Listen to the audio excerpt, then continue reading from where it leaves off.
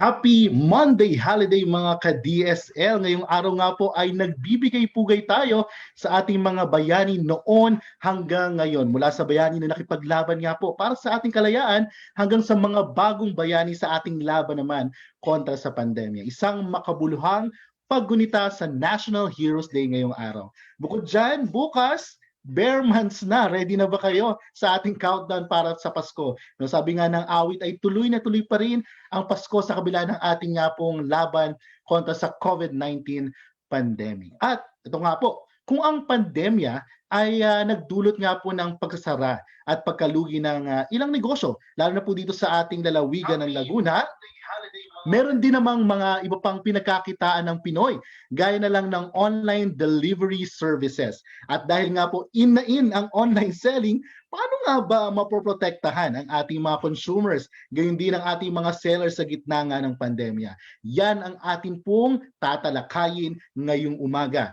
Kaya hihintayin po namin ang inyong mga comments at questions, lalo na makasama natin ang DTI Calabarzon. Humahalili po sa kasama nating si Grace. Ako po si RJ. Sama-sama nating pagsaluhan ang magandang kwento, masayang karanasan at makabuluhang usapan sa Season 27 dito sa Laguna.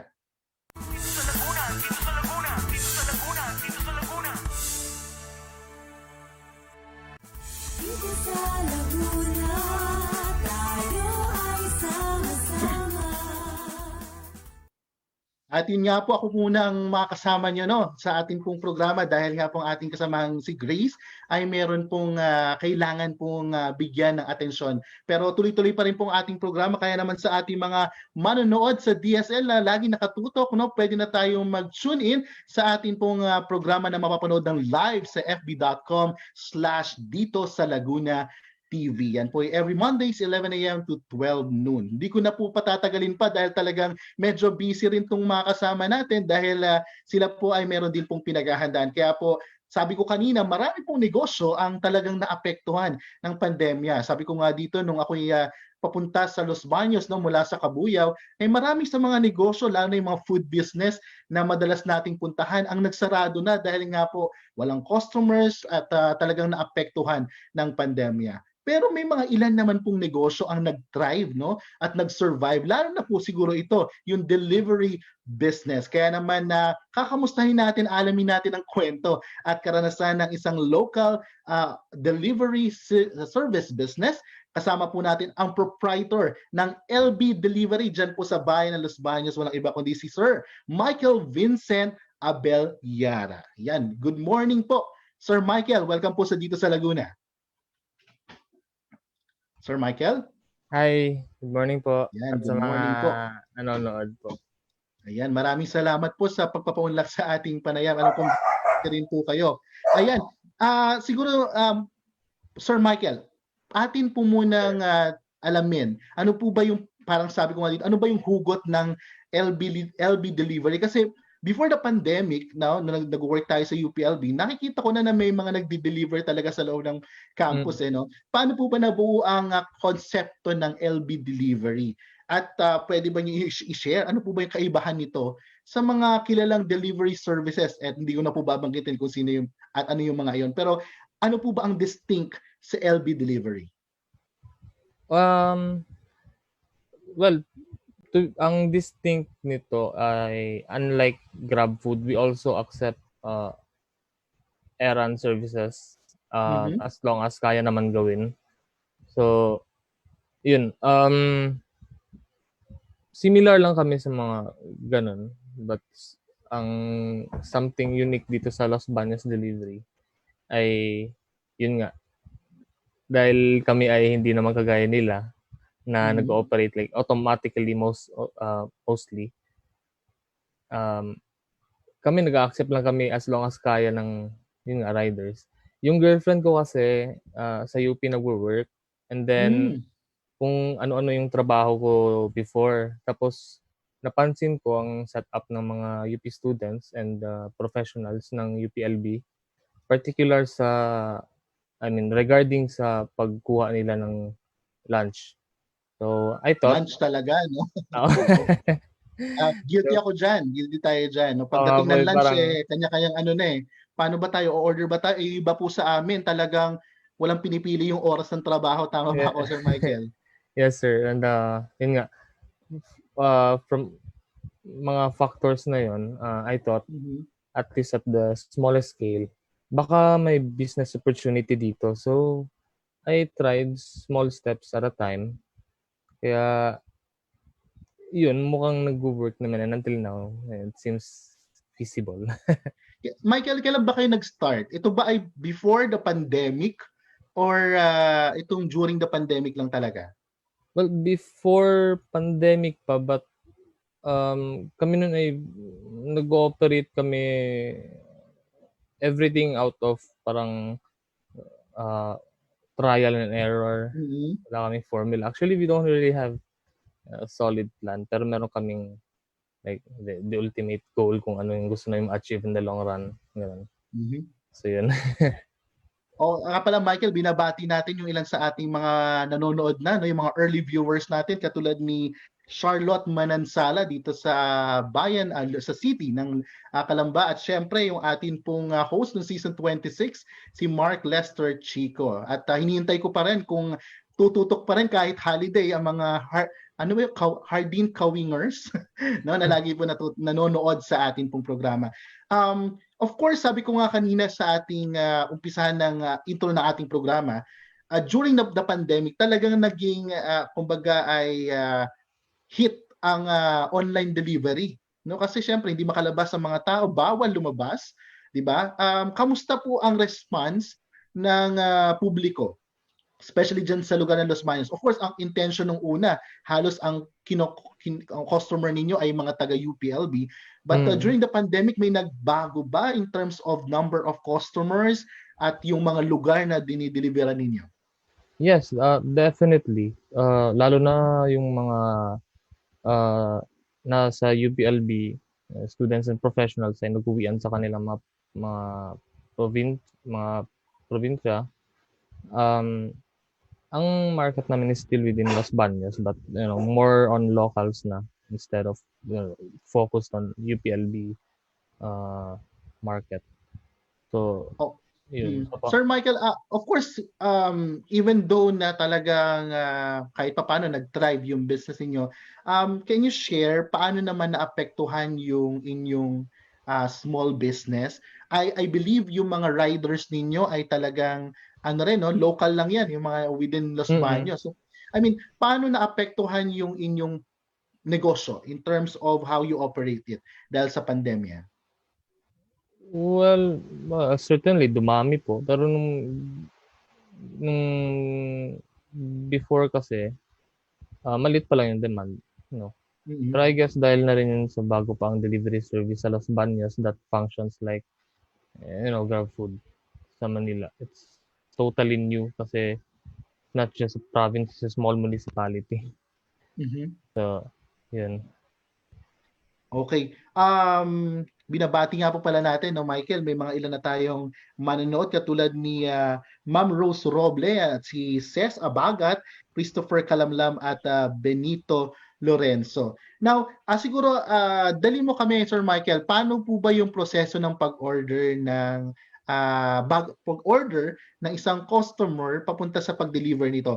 Kayo po ba ay ano bang parang dito business model bang tawag dito? Kayo po ang bumibili or parang sinasabihan ng customer o gusto kong bumili sa ganitong fast food chain, kayo ang babayaran ko ng full including the transportation cost and yung bayad dun sa pagkain, or sila ba yung order and then kayo lang yung magpipick up ng pagkain? Ano ba yung arrangement ninyo?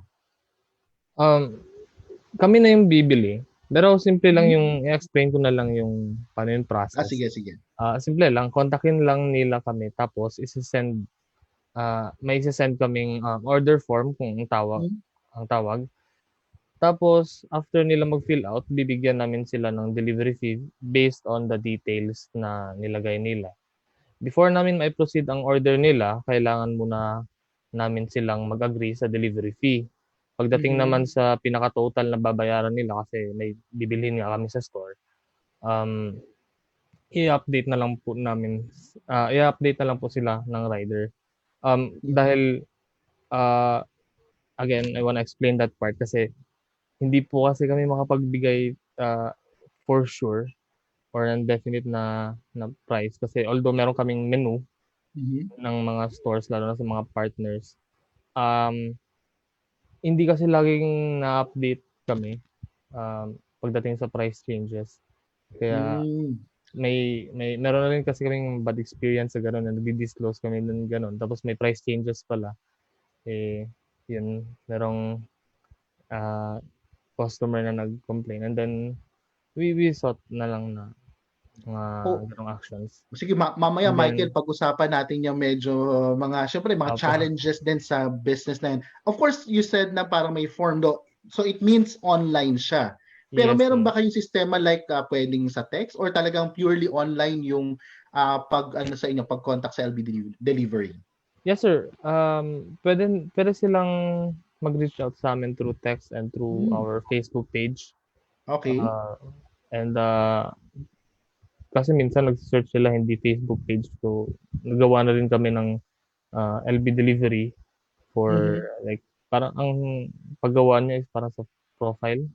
So, Okay. either Facebook page, Messenger, and text. Okay. Sir Michael, of course, sabi niyo nga nag-umpisa kayo, ang talagang parang simpleng konsepto ay dahil nga may market, dahil yung halimbawa ang UPLB, yung mga teachers, faculty, reps, and students na talagang minsan may klase yan ng tanghali o kaya at the same time talagang dire-diretso ang meeting at gusto magpa-deliver na lang.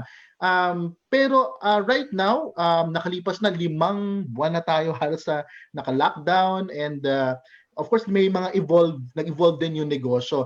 Ang LB Delivery ba ay nag-venture din in terms of scaling out no, or scaling up ng inyong business? It means hindi lang ba siya food or meron din bang mga halimbawa ay items? Ganun, may ganun na rin ba ang LB Delivery? Yes, sir. From the start pa lang. Aside sa food delivery, nag-accept kami ng mga request na errands. Kung yung mga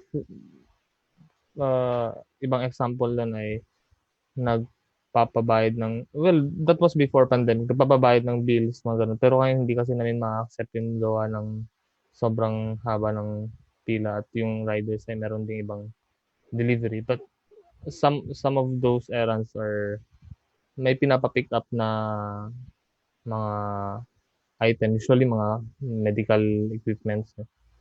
So, mga ganun din. Basta as long as kaya lang ng rider.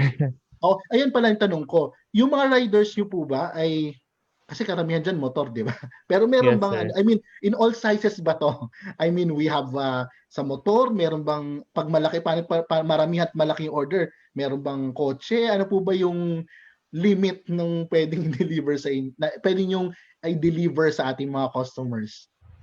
Well, before kasi, nung nag-start yung pandemic, bago-bago kasi yung, alam naman natin yung anong tawag dito, yung gaano ka stricto yung ano natin, government.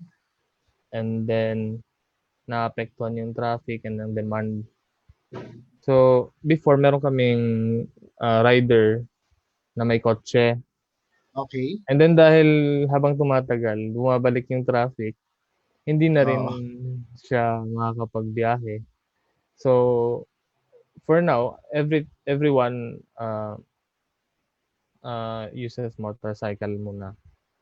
So, as long as mabit-bit lang nila sa motor, as long as kaya kasi paiba-iba rin yung mga motor namin. Yung iba scooter, yung iba yung kagaya ko, pang trike na motor. Sige Michael, ito last question natin before we pause for a short break, no? Yes, of course, pandemic and at the same time gusto natin na ang usapan ng kalusugan to and sanitation, yung health protocols. ano ba yung mga protocols, ayan, na ipinatutupad ng inyong maliit na negosyo para Mm. matiyak yung kaligtasan, of course, the customers, pero kung yung mga empleyado niyo, yung mga riders niyo, ano ba yung mga in-implement ninyo? Well, aside from equipped ang mga riders namin lagi ng face mask, face shield, if ever kailangan kasi may Mhm. mga stores na kunwari kahit sa grocery kasi pumapasok sila, kailangan ng face mask. And Oo. then alcohol. I Mhm. always remind them na 'pag may biyahe kayo, actually before nung silang nagka-first biyahe, sabi ko, isipin niyo lagi na infected na kayo. Mhm. That's the assumption that I want to give them. Kasi para kumbaga ligo agad pag-uwi para Mhm. lahat ng mga kasalamuhan nila lalo na sa bahay nila, lalo na yung mga matatanda, puwedeng gamitin na lang nila ang kanilang common sense kung paano nila kumbaga hindi nila maapektuhan Mhm. yung mga tao. Uy, So, maganda yun. yun, Michael, yung As shinare mo, no? Na, opo. sorry for the term, baka yung medyo praning. Yan, sorry for the Ay, term, yes po, Yung, aware ka na kasi dahil sila ay mga riders, pumupunta sa iba't iba talagang establishments, hindi lang naman sa may halimbawa sa wet market pupunta or opo, may gustong i-pick up. So they are very open sa na yung risk napakataas, no? So maganda opo, yung ganung mindsetting na ginawa nyo na parang or anytime pwede kang magkaroon ng COVID. Kaya dapat kung ikaw ay very maingat sa katawan kapag nagre-receive ka nga lang ng product, kung ikaw pa yung nagde-deliver, mas doble o triple ang iyong gagawin. yes sir. In terms of dun sa mga customers ninyo, paano nyo ina-assure, before tayo mag-break, so how you assure our customers na iningatan ang mga products nila kasi alam niyo uso 'yan 'di ba na babalita yan minsan yung mga dinideliver may pingas, may sira yung karton and all. So how do you make sure na intact yung produkto pag dineliver sa customer? Well, I'm not gonna lie, may mga gano'ng instances talaga. But, ang magagawa lang namin dun is we keep on reminding our riders na Mhm. lalo na sa mga items na natutunaw, either cakes Hmm. or yung mga drinks. May Um, nagpapa-deliver ba ng ice cream? yes sir, meron. Talaga? Ma Paano yung lead time no'n? Paano yung lead time? Dapat within 5 ang minutes, madala 'yun. well, not necessarily 5 pero sabi namin kahit late ka sa ibang biyahe or konti yung biyahe mo for today, kung Mhm. merong mga gano'ng items, yung mga mabilis matunaw, mabilis masira or kahit hindi basta mga delicate masyadong mga items, i-deliver na agad unahin na kasi, tapos, ano lang hindi lang magpapabilis ng Mhm. takbo, ah, kasi yun nga ang risk ng ang ginagawa kasi normally 'pag nagde-deliver ka is sinasabay-sabay para mas napaparami yung biyahe, mas napapabilis sila sa pag-deliver. Pero when it comes sa Mhm. mga ganyang items, sinasabihan namin sila na unahin na lang yun kasi masisira talaga yun no matter what basta hindi mo unahin. Opo. Michael, babalikan ka namin. Magpo-pause lang tayo sa short commercial break kasi may mga ilang tanong na rin sa'yo dito sa ating Right. comment section sa ating fb.com/dito sa Laguna TV. Sasagutin mo ito mamaya sa pagbalik ng ating programa. Okay? So sa Okay, ating sir. mga nakatutok sa DSL, pwede pa rin kayo mag-iwan ng comment or bumati sa ating programa. I-follow lang at ilike ang ating page fb.com/dito sa Laguna TV at napapanood din po tayo ng live doon naman po sa Radyo DZLB 1160 ng AAM, ang tinig ng Kaunlaran. Magbabalik pa po ang Dito sa Laguna.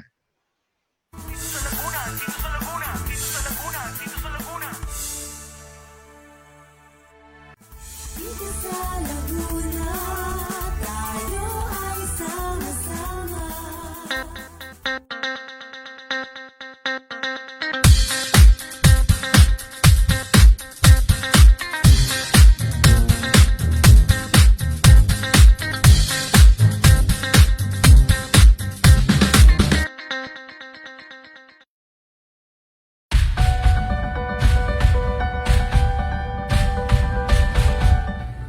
Working student ako nun sa UP, kaya alam ko kung gaano kahirap ang mag-aral ng walang sapat na panggastos para sa mga pangangailangan. Madalas, wala kang mapanghahawakan, kundi ang mga pangarap mong ayaw mong bitiwan.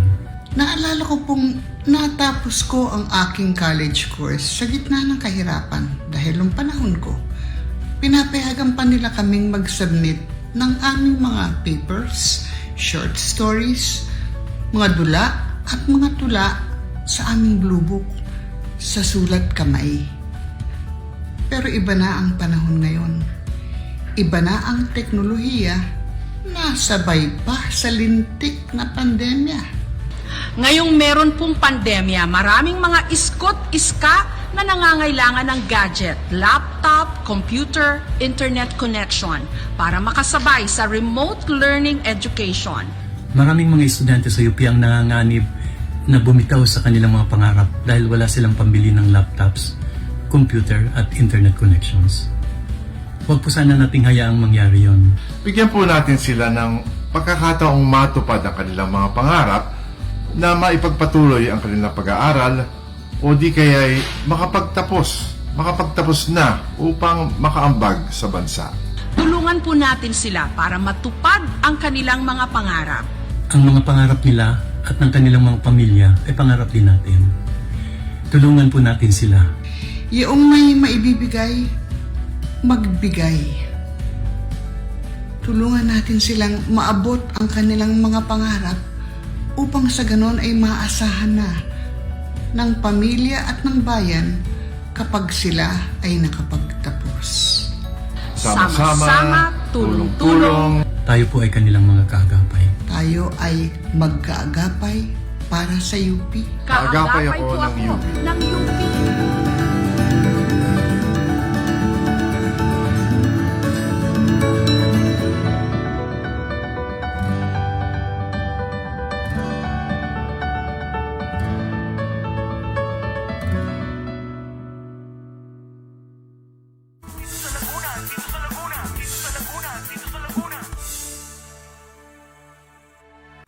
Dito sa Laguna, tayo ay sama-sama. At nagbabalik nga po ang Dito sa Laguna, hindi po kayo nagkakamali, no? Hindi po to galing UPLB, pero tayo po humahalili sa kasama nating si Grace. Ating pong pinag-uusapan ngayon ay tungkol sa isang negosyong nabuksan dahil nga po sa pandemya, itong delivery service business ng LB Delivery. At mamaya makasama natin ang mga taga DTI Calabarzon. Balikan natin si Sir Michael. Nandiyan pa ba si Sir Michael? Hi, sir. Yan. Sir, may mga ilan lang tayo mga nanonood din at tumututok sa atin tulad ni Shekinah Amorganda at si Cheryl Karaan Makalalad. Ayan, nanonood sa atin. Welcome po sa ating pong programa. At nag-comment si Sir Benito Lorenzo na sa kanilang lugar dyan sa may Bay Garden Homes sa Santo Domingo, Laguna ay talagang into delivery service na rin talaga sila ngayon. So marami talaga kahit dito po sa aming lugar ay talagang buhay na buhay ang delivery service business. Mayroong tanong lamang dito, no? And I think may kaugnayan to sa negosyo eh.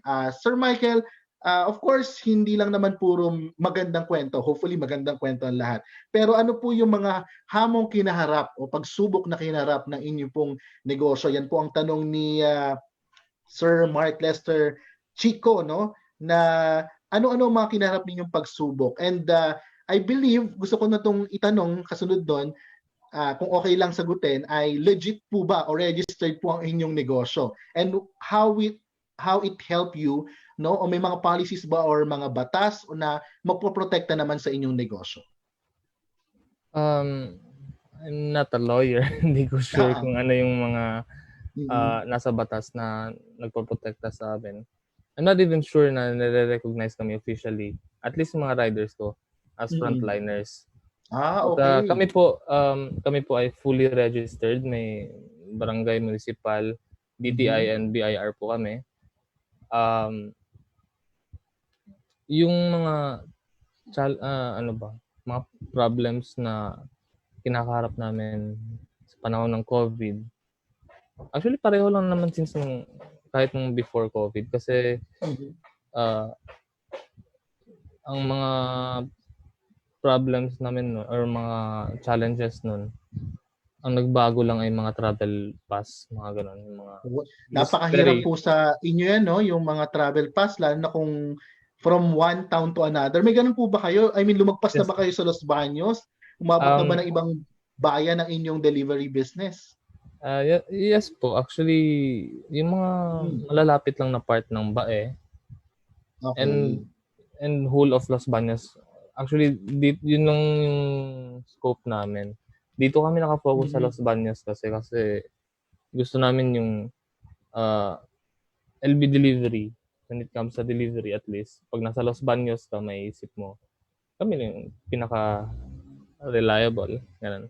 Kung baka meron talaga kayong target market, ano, yung Yes, sir. Los Baños. Exactly. You carry nga the name, LB Delivery, no? Katulad ni Opo. Ma'am Cervantes, Emerita Cervantes, na patuloy na tumututok sa atin pong programa.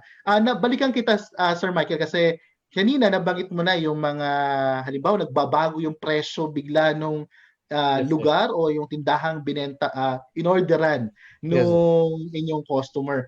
So, paano nyo po dinidil ito? Of course, ito yung mga minsan napapanood natin nagba-viral sa Facebook and all. Paano nyo hinahandle yung mga issue ng customer sa iyo? Halimbawa, nagalit kasi ang tagal ng order, nag-cancel bigla. Ayan, tulad naman yan, yung pagkain na in-order pala ay ice cream at i-deliver pa sa malayong lugar. So, how do you deal with your customers? Paano nyo tinitrain yung mga riders sa pagharap sa ating mga customers? Well, we give them, sa customers na, we give them compensations. Parang case-to-case basis. Pag totally wrecked naman, kailangan papalitan, Okay. charge na sa amin yun. It's charge to experience na lang.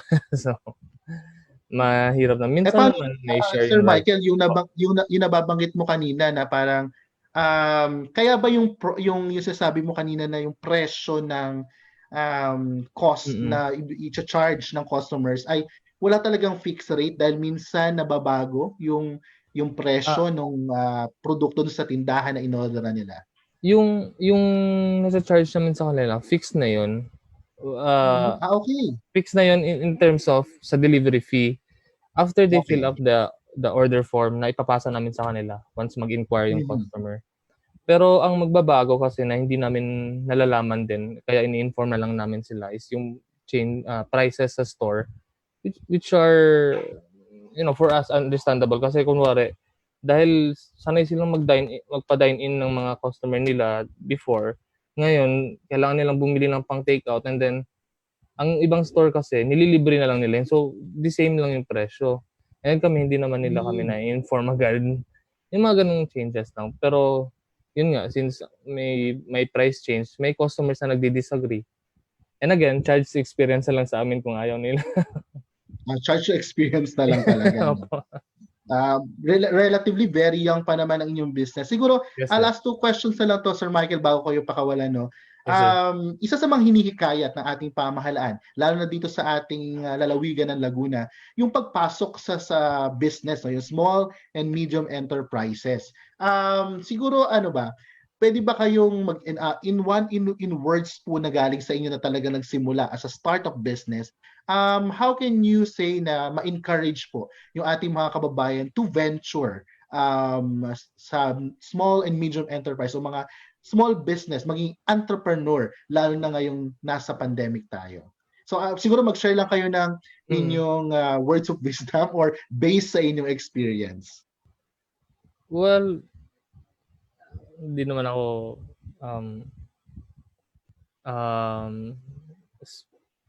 speaker type na tao. Pero I think we have no choice but to try and try. We might fail, pero I always think of those failures as just one step closer to success. So talagang yan fail lang. Negosyo kasi yan Opo. it's a risk talaga, no? Talagang kailangan mayroon kang tawag dito, guts or courage then to try. And Yes, siguro isa ngayon, pang ilang buwan na ba ang LB Delivery? Nakaisang taon na po ba kayo, sir? Not legally. Kasi this year ko lang na-register yun. Ayun. Pero last year kasi, nagtatry pa lang kami. Kaya, although wala pa masyadong kita, at least dahan-dahan kaming nare-recognize. So, yun. Ayan, mamaya siguro sa ating mga online viewers na nanonood sa ating dito sa Laguna TV ay makasama natin yung DTI. Gusto nating itanong ito yung regarding sa kailangan ba talaga magpa-register ang mga online sellers? May minimum requirements ba siya para mag-apply or ayan, marami tayong pwedeng itanong. Kaya po sa mga nanonood sa atin, pwede na po kayo mag-iwan ng inyong mga questions kasi makasama natin ang isa sa pinuno ng DTI Region 4A or Calabarzon sa atin po yung pagbabalik. Siguro, Sir Michael, bago kayo pakawalan, please invite our viewers, yung mga taga-LB, na ipa-patronize ang isang local delivery business, ang LB Delivery. How will they contact you? Paano yung paano na kayo mapupuntahan? Paano makipag-ugnayan sa inyo if they want to avail your services po? Well, hi everyone. I'm the owner of Las Bañas Delivery, aka LB Delivery. Thank you for availing our services pala.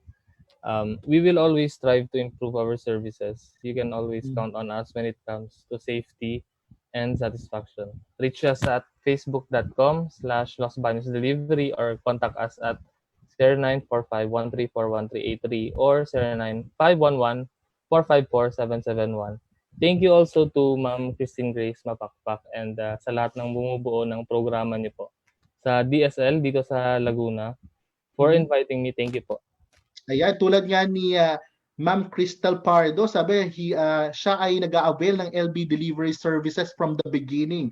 Kaya congratulations daw po sa inyo, sabi ng isa nating mga nanonood sa ating programa. So maraming salamat Sir Michael. We hope the best for your business at patuloy din po kayong makipag-ugnayan sa atin kung paano po rin po tayo makakatulong pa sa ating mga small and medium enterprises. So maraming salamat Sir Michael mula sa LB Delivery. Thank you po. Ayan, napakinggan po natin si Michael Abelyara, ang proprietor or owner nga po ng munting negosyo dito po sa bayan ng Las Bañas. So ini-encourage din natin yung ating mga ka-DSL, mga kalalawigan to try. Yan. Sabi nga ni Sir Michael, it's not bad to try. Subukan natin ang pagnenegosyo. Lalo na ngayon, may mga of course may mga challenges pero may mga opportunities pagdating sa delivery service business. Sa atin pong pagbabalik, makakasama po natin si Sir Felizardo Cupit, ang pinuno ng Consumer Protection Division ng DTI Calabarzon. So patuloy kayong tumutok. Again, we're waiting for your questions, lalo sa mga online sellers dyan at mga online customers. You can now send your questions sa atin pong programa. Sa pagbabalik yan ng Dito sa Laguna.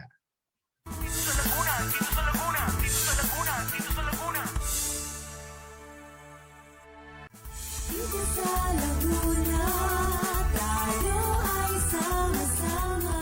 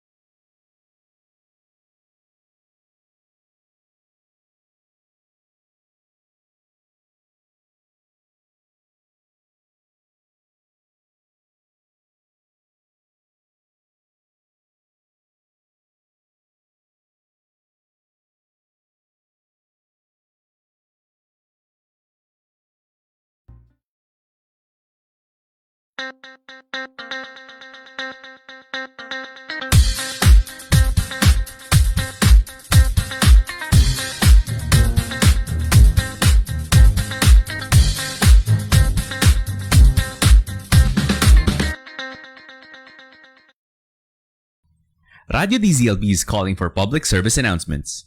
If your college or organization has any public service related announcements you'd like us to post, you can email them at dzlb@devcom.edu.ph.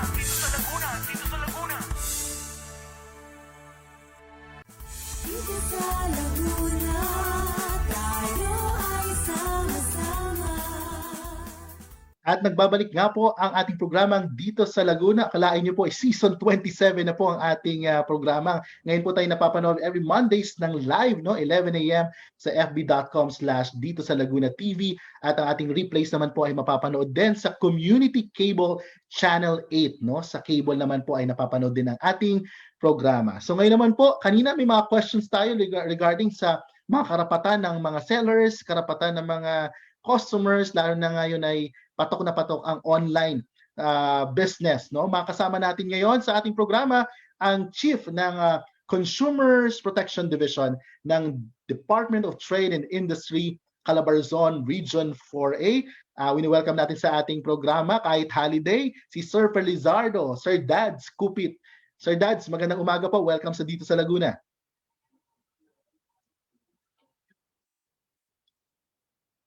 Yan, habang hinihintay natin si Sir Dads, no, binabati natin. Yan, Sir Dads. Good morning Yan. to all, Mhm. Ryan, and to all our viewers.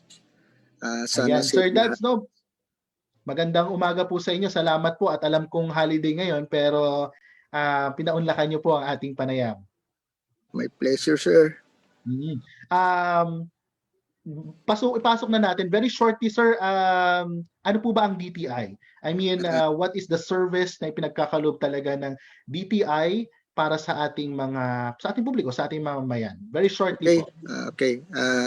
Para sa kaalaman ng lahat, ang DTI or Department of Trade Industry ay namandato. It was created basically for dual purpose. One is for the protection of our consumers, meaning we create the best environment so that we can ensure na safe ang ating mga mamimili. Then Ayan. secondly, to ensure that we have the best competitive business environment so that our small and medium enterprises as well as big companies will survive. Okay, basically Lalo na ngayon, ito yung no, Sir? Lalo na ngayon, Sir Dads, kasi talagang pandemic. So, paano magsusurvive ang ating mga negosyo ay isa pala sa pinagtutunan ng pansin ng DTI. ito yung isang napakalaking challenge, hindi lang natin sa Pilipinas kundi ng buong mundo. Mhm. So kasi masyadong Sir Dads, yes sir. Apo. Kasi- yun, siguro, tuloy niyo po. Yung kasing challenge sa atin, paano natin babalansehin yung economic as well as yung health. Mhm. So yun yung isang malaking challenge. Binabati nga pala natin, Sir Dads, no? Yung mga nanonood sa atin pa rin, si Sir Ma'am Digna, saka si Sir Robert Chin. Of course, nagkaroon tayo ng pandemic, no? Paano po ba, bago tayo dumako sa mga question ng ating mga taga-panood, no? Because of the pandemic, paano nito binago ang inyong pinagkakaloob na serbisyo sa Calabarzon? No, ang DTI Calabarzon, or specifically dito sa ating lalawigan ng Laguna, paano po nag-adjust ang DTI to continue your mandate para sa ating mga kababayan? Ito pong itong ating sitwasyon that we are in really significantly change the way we do our servicing or our business. And for example, sa business name registration, we encourage yung online registration. So since meron na naman po tayong facility, an end-to-end business name registration system, so pwede na po nating ma-minimize yung face-to-face interaction or malimit yung face-to-face interaction. You just proceed po doon sa ating business name registration portal, including the payment, meron na po tayong facility. So, ang gagawin na lang po natin, maikli na lang po yung period kung para mag-stay tayo sa office. We just pick up the certificate. Basically, kung dati po ay 15 minutes yung ating processing time, ngayon it's less than 15 minutes na po. So, yung ating exposure sa isang enclosed na area, na sabi nga po ng mga dalubhasa, isang main source of contamination. So nami-minimize po natin. Hmm. Yun po So maganda kasi yung ang business ginagawa name, niyo, no? opo, ang business name registration po kasi ang pinakamalaking bulto sa serbisyo na ginagawa or ibinibigay ng DTI. And yes sir. Sir, that's paano po yan? Kasi of course meron DTI Laguna, no? Tapos may DTI Calabarzon. In terms of pagre-register, ano po ba yun? Doon dapat, kung taga Laguna ako at may negosyo ako, doon ba ako sa DTI Laguna pupunta, which is nandun sa Victoria, or doon ko ipaprocess yung documents, or may portal lang talaga na kahit saang DTI, yan, pwede ako pumunta. Actually like, sa sir, office ko ninyo? ano na po tayo borderless na. Oh, So, okay po.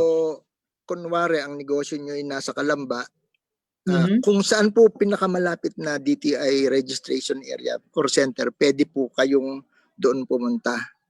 Okay. So, like, yung mga taga Calamba, dito na lang po sa Calamba office nagre-rehistro, hindi na kailangan pumunta ng Victoria. Hmm. So, at ang suggestion ko nga po, ini-encourage namin, we do online registration. Online talaga, no? Online Opo. registration. Para Oo. less face-to-face interaction naman po. Yes, no? sir. Para sa Opo. safety naman. So, isa. konting proseso na lang po ang mangyayari sa opisina. Unlike before, from the filling up of form, gagawin mo sa opisina. So, since naka-queue tayo, although ang processing time is faster dahil marami tayo doon, so still we have to stay longer doon sa opisina. This time, hindi na po kailangan. Sir Dads, question ko ito at question to ng ating mga online viewers, no? At naitanong din to kanina kay Sir Michael. Nito mga nakaraan, ang balita ay lumalabas dahil dumadami ang mga online sellers. Yung iba dito ay hindi naman talaga registered sa DTI. So talaga ba na required ang mga online sellers regardless kung gaano kalaki o kalawak ang kanilang negosyo, ay kailangan ba magpa-register sa DTI? Can we shed clarity po sa concern na ito? Ito po kasi ay meron po kasing batas na nagmamandato. Ang tawag po natin dito is business name law. Ano po? Na kung tayo po ay gagamit ng isang pangalan ng negosyo other than your true name, then ipopost natin or i-advertise natin. This time in our situation, we post it or we promote it online. Obligado po tayong mag-register ng business name. Ito po ay batas, requirement. But sa isang banda po, lalo na tinitingnan natin ang negosyo na to stay for good, mas mabuti na po na registered tayo. Kasi kung maganda ang takbo ng negosyo natin, then nakapag-establish tayo ng magandang track record, so mas makakahikayat pa po tayo ng or makaka-establish tayo ng mas malaking customer base. Yun yung isang advantage. At isa pa po, kung meron tayong program of assistance or programs of assistance like financing program, easily we can qualify as compared kung hindi po tayo registered. Okay. And another Sir Dads, may sige, mga ano po kayo sa DTI, merong mga programa kasi ilang beses na natin actually nakasama ang mga taga DTI Laguna naman. First time kong makapag-interview from DTI Calabarzon, may mga incentives, mga trainings na ino-offer ang DTI na libre, no, para sa mga lalo sa SMEs. And kung registered ka, I mean mas makaka-join ka sa mga ganitong klaseng training. Tama po ba ako, Sir Dads? Opo. Yes, sir. Kasi doon sa ating mailing list, kung meron tayong libreng training program or financing program na ipinopromote, so naroon po tayo sa listahan na mabibigyan natin ng invitation as compared kung we are not registered. Bagamat idadagdag ko lang po, Sige lang po. Sige. Kasi this year, hindi natin na-anticipate na magkakaroon tayo ng ganitong problema. But this coming year, so siguro po alam natin na nagkaroon ng isang bill na ipinail that will attend to the big requirements of our SMEs. So yun po ang paghanda natin tayong mga maliliit na negosyo. So, Sir, ano yung batas? Yung bill na yun? Ito po yung isinusulong ni Congresswoman Estela Kimbo. Ito yung economic recovery package. Okay. So, ang So, mabibigyan po nitong economic recovery package based dun sa bill na yon ay mga Opo. nakarehistrong Kasama po small and dito medium yung ating mga enterprises. SMEs. Yes, opo. Okay, okay. So napakahalaga nga talaga no na nakarehistro ang ating mga online business. I mean, baka naman ang tanong nila Sir Dads o sige online, madali na. Mahal po ba yung yung cost in terms We of can, registering their pwede po, business? pwede po tayong magsimula sa pinakamababang registration fee. So Hmm. 250 pesos plus yung doc stamp. So it will cost us Okay. less than 300 pesos, sir. Hindi naman ganun kalaki. Well, depende yan sa negosyo, no? Pero kung kayang gawa ng paraan na around 300 pesos. Then pwede rin po tayong mag-apply doon sa tinatawag na BAMBI, business name, barangay, yung micro business enterprise. Ito po ay incentive sa maliliit na negosyo na exempted po tayo sa sa minimum wage, tapos doon sa one-time payment of tax. So mas maluag po sa isang maliit na negosyo na tayo po ay registered sa tinatawag na BAMBI, BMBE. Ayan. Ang oras natin ngayon, Sir Dads, ay malapit na magtanghalian. Siguro yung iba ay nagpapa-online delivery na rin. Pero, Sir Dads, ang question ko sa DTI, kayo po ang Chief ng Consumer Protection Division. So, Yes. I mean, kamusta po ngayon? Kasi, of course, madami ang nagpo-post talaga sa social media ng mga issues ng mga sellers at issues ng mga customers, no? Right now, ano po ba yung mga nare-receive yung complaints, no? Can you share to us ano po yung mga kadalasang mga reklamo, pwedeng sa side ng sellers or sa customers na natatanggap po ng inyong division, and paano po ba ito ina-attend? Paano ba to bine-verify at ina-actionan ng inyo pong opisina? Meron po kaming, ang pinag-iigi po namin ngayon yung tinatawag naming telemediation. So kung may complaint, we provide po a venue for consumer redress. So among the three parties, yung consumer, complainant, tapos kami through telemediation. Okay. So based po dun sa dun sa experience namin, mabilis naman po naming nare-resolve. Ang isang mahirap pong i-resolve ay kung missing yung yung respondent. Ibig sabihin, mahirap i-trace yung traceability. Nangyayari po ito sa experience ng mga kababayan natin na sabihin na natin na biktima ng mga fraudulent online selling. Pero maliit na porsyento lang naman po ito. Pero Sir Dads, pwede kayo mag-share, siguro kahit hindi naman natin kailangan pangalanan, pero yung sitwasyon na dinil ninyo, na nakita nyo halimbawa dito sa Laguna, kung meron man kayong case na hinawakan, na paano nyo ito binigyan ng aksyon bilang opisina? Yung isang case na actually ito po ay kaso before the COVID. Okay, Ito po, sige po. opo. So dahil nga po sa hindi naging successful kasi nakabili po siya ng ng defective na sasakyan. So ito po ay sasakyan na to. Okay. Yes, opo. So nag-try po kami na ma-resolve through mediation. Ang mediation po kasi ang target within 10 days ma-resolve yung kaso. Pero dahil po sa hindi siya naging successful, we elevated it to adjudication para pong sa korte. So sa ngayon po ongoing po yung problema. Okay. Sir Dads, paano po ba pala paano po kami magpapadala? Halimbawa, ako isang customer at may issue ako doon sa aking natanggap na produkto o nabili tapos hindi naman nabigyan atensyon nung pinagbilhan ko nito. Paano yung pagpa-file ng reklamo o paano kami makakahingi ng tulong mula po sa inyo sa DTI Calabarzon? Ito rin po ba ay online or through phone? Online paano din po, ba? sir. Okay. Ryan, we can do it using any of the available DTI facility. Pwede pong pumunta kayo doon sa DTI website. Sa DTI website na po. Okay, sir, medyo We may have iba lang also ako. our FB page. Sige po, continue lang sa po. Ano po DTI. yan? Dadagdag niyo.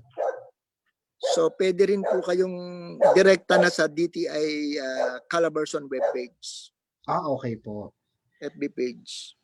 So sa mga may mga reklamo po ito, no? Ito po ba ay para sa protection ng customers or consumers, pero in one way or the other, meron bang cases na halimbawa, ito may mga ilan tayo nakita nag-viral, umorder ng milk tea, dahil napakaraming mahilig sa milk tea ngayon, diniliver.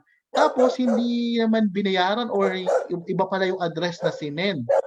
O kaya hindi tinanggap, kinancel yung order. I mean, pinoprotektahan ba ng DTI itong mga businesses na ito para maging accountable yung mga customers natin? May ganun din po bang function ng ating pong Department of Trade and Industry? Actually po, yung pong RA 7394, Consumer Act of the Philippines, ito'y naipasa para po ito sa mga mamimili. Pero hindi po nangangahulugan na kukonsintihin natin yung consumer abuse.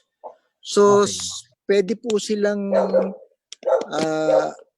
lumapit or mag-communicate sa DTI para po ma-actionan ng DTI yung problema nila. So pwede rin pala, no? I mean, of course, sabi kasi ng kasabihan, customers are always right, no? Pero meron ding karapatan din naman yung ating mga businesses na protektahan yung kanilang negosyo. Sir Dads, no, bago kayo pakawalan, may mga ilan po ba kayong programa na nakalinya pa rin? Of course, right now tayo ay under pa rin ng quarantine, no? And at the same time, wala pa rin tayong bakuna. I mean, bago yung landscape talaga natin pati sa pagnenegosyo. So, may mga nakalinya programa po ba tayo activity para po mula sa DTI Calabarzon na pwede niyo po i-share sa ating mga viewers? Meron po tayong actually ongoing po ito simula nang mapasok tayo sa ganitong pandemic situation. Meron po tayong regular na webinar kung saan po dinidiscuss yung iba't ibang topics tungkol sa protection ng mga mamimili. So like sa product packaging and labeling, para alam ng mamimili ano ba yung mga dapat na makita natin sa isang label. Otherwise, pwede tayong magreklamo. Okay. Incomplete yung information na ibinibigay ng isang packaging, yung isang package finished products. Isa po yun. Okay. Meron din po tayong webinar that touches on product safety and quality. So ano yung mga marka or ano yung mga logo na dapat nating makita sa isang produkto? Ito po ba may PS mark or may ICC mark na pagbabasihan po ng mamimili na sila ay safe sa produkto na yon. Then so basically we are doing consumer advocacy. Okay po. Actually, Sir Dads, no? Sige, sir. Parang gusto ko tuloy kayong ma-interview ulit. Papayag pa po ba kayo next time? Kasi parang magandang i-discuss yan yung mga marks, yung sa isang produkto, ano ba dapat ang chine-check natin bilang mga consumer? At anong ibig sabihin ng ganitong marka? Ibig sabihin nito ay, ang alam ko lang kasi yung best before seal. Pero iba pang mga marks na nilalagay ng mga packaging, bakit kailangan ito? At ano yung mapoprovide nitong information sa ating mga customers? So, okay lang ba, Sir Dads, na-invite kayo quickly, sir, quickly, sir, meron na tayong QR code sa mga produkto, lalo mga imported. So, gamit natin yung ating cellphone. So, meron na pong traceability. Ito ba ay legit or hindi? Okay. Sige, Sir Dads. Basta, Sir Dads, invite ulit namin kayo sa programa. Okay lang po? Oo, bitin din po. Okay, siguro. Meron pa po sana kung gusto i-share, kaya lang kapos na tayo sa oras. Sige, invite natin sa ating mga viewers, no? Invite ulit natin ang DTI Calabarzon kasi napakahalaga nito dahil nga ayan, halimbawa online bibili ka online. Ano yung minsan nare-receive mo na lang yung product and then wala na, hindi mo na alam kung saan ito nanggaling and all. Pero in terms of protecting us consumers, sa quality ng produkto natin, magandang pag-uusapan natin ito. No? Kung kaya natin to next week, kung pwede si Sir Dads, ma-invite po natin. Pero right now, siguro po, pwede po bang paano po makikipag-ugnayan ang mga sellers, katulad nung binabanggit kanina ni Sir Michael, na ini-encourage niya rin na mag-register yung ating mga online sellers, pati yung sa inyo pong division, sa pagprotekta sa consumer. Paano po ba kami makikipag-ugnayan o sila sa DTI Calabarzon? Punta na lang po kayo doon sa pinakamabilis yung DTI website, dti.gov.ph. Then makikita na po natin doon yung link to DTI Laguna, all DTI provincial offices, including our regional office here in Calamba. I can attest, napaka-responsive po ng DTI Calabarzon, no? Chinek ko lang yung Facebook page ng DTI Calabarzon at kinontak sila, and they are very welcoming naman sa ating mga inquiries, no? Kaya si Regional Director Toledo, tama ba ako, Sir Dads? No? Yes, sir. Maraming salamat din po. Sir Dads, baka meron po kayong babatiin bago kayo pakawalan at magtanghalian. Una sa lahat, sana magpatuloy at humaba pa yung programa ninyo, sir, dito sa Laguna. At sana po lahat ay manatiling ligtas dahil sa hindi natin nakikita yung ating kalaban. Napakabigat ng laban natin ngayong panahon na to, ngayong siglo na to. So I wish everyone safe and healthy. Yun lang po. Ayan. Maraming salamat sa atin pong kasamahan mula sa DTI Calabarzon, ang Chief ng Consumer Protection Division, si Sir Felizardo, Sir Dads Cupit. Again, maraming salamat po. Thank you din po, Sir Ryan. Salamat din po. Okay. Thank you po, Sir Dads, at sa kabuuan ng DTI Calabarzon na very supportive po, no? Again, sa ating pong mga kababayan na tumutok sa ating programa, na tunghayan po natin ang simple pero napakagandang kwento at karanasan ng isang small business, no, online delivery business na ipinanganak sa bayan ng Los Baños, ang LB Delivery, no, na china-challenge tayo na subukan ang pagnenegosyo na pwede po nating pagkakitaan habang halimbawa tayo nagtatrabaho or extra income para sa ating pamilya. And it's good thing to know po na ang ating pong DTI ay meron din pong isang division na nangangalaga sa karapatan ng ating pong mga consumers, at very accommodating po ang DTI. And ako marami po akong bagay na na-enlighten in terms of the process that na ginagawa ng DTI para po sa ating mga businesses, at the same time para sa ating mga customers. Tulad na lamang po ni Ma'am Emerita Cervantes na nagpa-patronize sa LB Delivery, no? Go local tayo. Suportahan natin yung ating mga local business. Suportahan po natin yung ating mga kalalawigan, kabayan, kalungsod na talagang ngayon ay nagiging entrepreneur, no? Ang daming nagnenegosyo ngayon ng mga Pilipino. So suportahan po natin yung ating pong mga kababayan. And binabati rin po natin ang lahat nga po ng tumutok sa ating pong episode ngayong araw. Kung meron pa kayong mga questions, meron po kayong mga nais itampo dito sa season 27 ng Dito sa Laguna, ay wag po kayong mag-atubiling mag-iwan ng comment, mag-send sa amin ng mensahe sa ating FB page, no, fb.com/Dito sa Laguna TV. At kami rin po ay maki-update din po kayo pala sa ating pong Instagram and Twitter ng Dito sa Laguna TV. So promote ko lang po bago tayo matapos. Abangan niyo po ako sa Biyernes, no? Fridays 5 PM naman po sa programang Galing UPLB. At dito na nga po nagtatapos ang isa na naman pong episode ng Dito sa Laguna. Patuloy po kayong tumutok every Mondays 11 AM sa fb.com/Dito sa Laguna TV.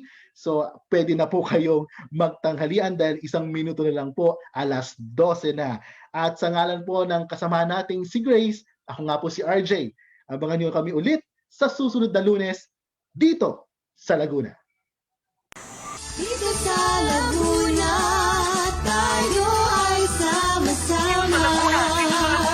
Matuto sa ating kwento, magkulay na karanasan.